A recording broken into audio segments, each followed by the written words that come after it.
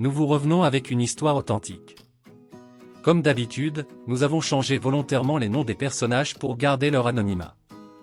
Eric était un enseignant très brillant. Il était un chef de département très apprécié de la plupart des élèves et de ses collègues enseignants. Il était très réservé et n'avait pratiquement pas de contact avec les élèves et autres personnels en dehors de ses heures de service. Il s'en tenait uniquement au travail et ne discutait jamais d'autres sujets avec ses collègues. Pourtant Eric n'avait pas toujours été ainsi.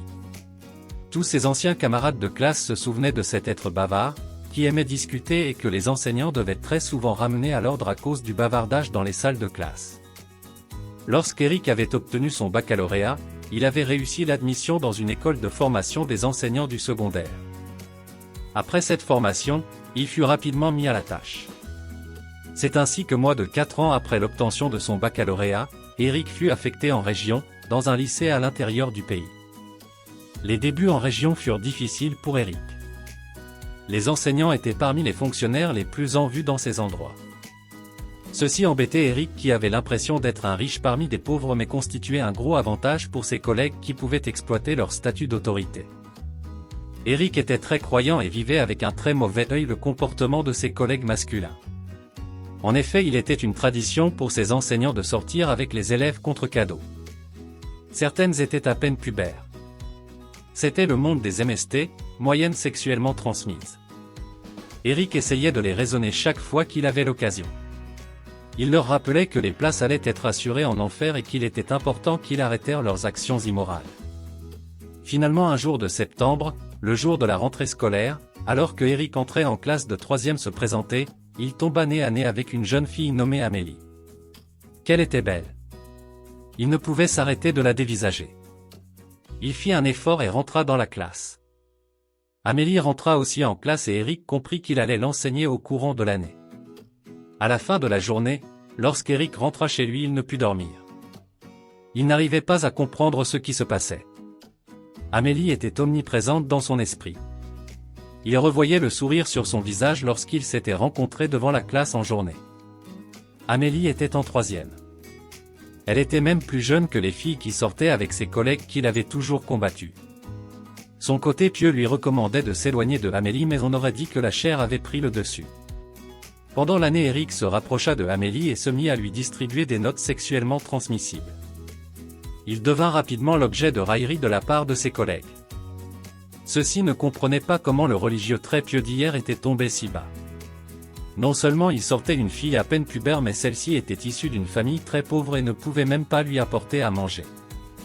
Pour montrer qu'il n'était pas comme les autres et qu'il ne jouait pas avec les filles, Eric décida de prouver qu'il aimait vraiment Amélie et qu'il s'agissait d'une histoire qui allait durer toute leur vie. Il prit des dispositions et s'en alla demander Amélie en mariage. La maman de Amélie, qu'il élevait toute seule, était très heureuse.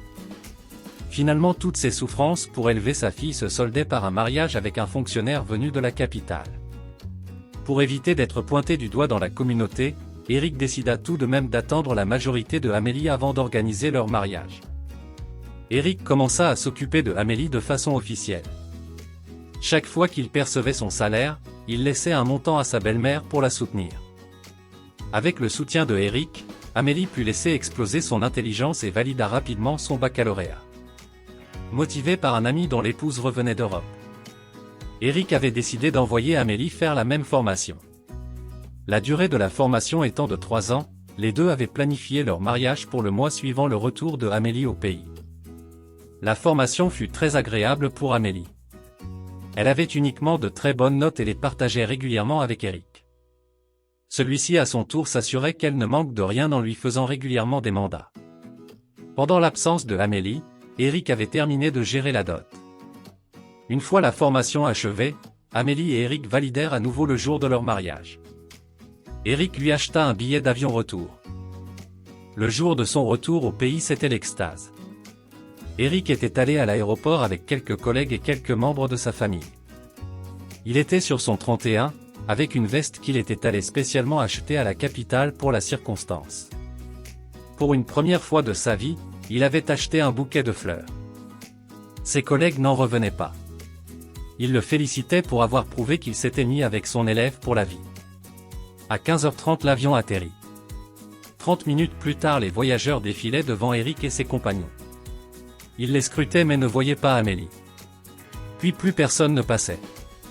Eric commençait à se dire que Amélie avait certainement raté son vol. Il se souvenait toutefois de n'avoir pas reçu un appel de sa part depuis qu'il s'était parlé 45 minutes avant le décollage. Finalement à 18 h, alors que Eric était prêt à retourner chez lui, il vit Amélie sortir du fond du couloir. Ses mains se mirent à trembler. Il avait la gorge sèche et le souffle coupé.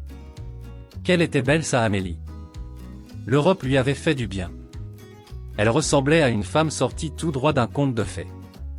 Eric était très fier de lui. Amélie marcha tout doucement jusqu'à accent grave Eric.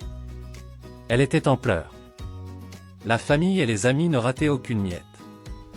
En voyant les larmes de Amélie, les plus fragiles s'étaient aussi laissés emporter par ses larmes de joie. Finalement, lorsqu'Eric voulut l'embrasser, elle lui demanda pourquoi il était venu avec du monde à l'aéroport. N'avait-elle pas demandé qu'il vienne seul? Eric ne comprenait pas. Il lui rappela que le mariage était dans un mois et qu'il n'avait plus besoin de se cacher. Amélie lui dit alors d'une voix cassée et à travers ses pleurs: « Je suis désolé Eric. On ne peut pas aller au bout. Ce serait injuste de ma part. Je voulais qu'on se parle face à face. Je n'aurais pas pu te l'annoncer à distance. Je suis désolé. » Pendant qu'elle lui parlait, un Européen s'avança près et dit: « C'est beau mon amour ?» Il tenait 2 enfants dans les bras. Amélie présenta son homme et ses 2 enfants à Eric. Eric laissa la fleur tomber et se retourna sans mot dire à ses compagnons qui étaient venus accueillir sa femme avec lui. Il était perdu dans ses pensées. Comment Amélie avait-elle pu faire cela? Pendant sa formation, elle avait fait 2 enfants sans l'informer. Elle devait donc avoir arrêté la relation dès son arrivée en Europe. Mais pourquoi avoir continué à prendre les mandats? Pourquoi l'avoir laissé continuer de donner de l'argent à sa mère? Pourquoi l'avoir laissé dépenser pour la dot? Comment diable l'avait-elle laissé acheter le billet d'avion et distribuer les invitations de mariage alors qu'elle voyageait avec un amoureux? Eric, malgré tous ces questionnements, avait un sentiment bizarre. Il n'arrivait pas à en vouloir à Amélie. Il sentait une odeur de karma. Comment pouvait-il en vouloir à Amélie alors qu'il lui avait pris sa virginité presque dans un viol? Pouvait-on dire qu'elle était consentante alors qu'elle était une mineure à peine pubère et que lui, il était en situation d'autorité sur elle? Eric était rentré chez lui ce soir-là et avait décidé de ne plus parler de Amélie ou des femmes. C'est également depuis cet événement qu'il avait un comportement très réservé. Même après avoir réussi à se faire affecter, il était demeuré dans sa bulle. Nous devons dire non aux abus faits aux filles. Like, partage et surtout abonne-toi pour encourager les auteurs et pour ne pas rater les autres publications.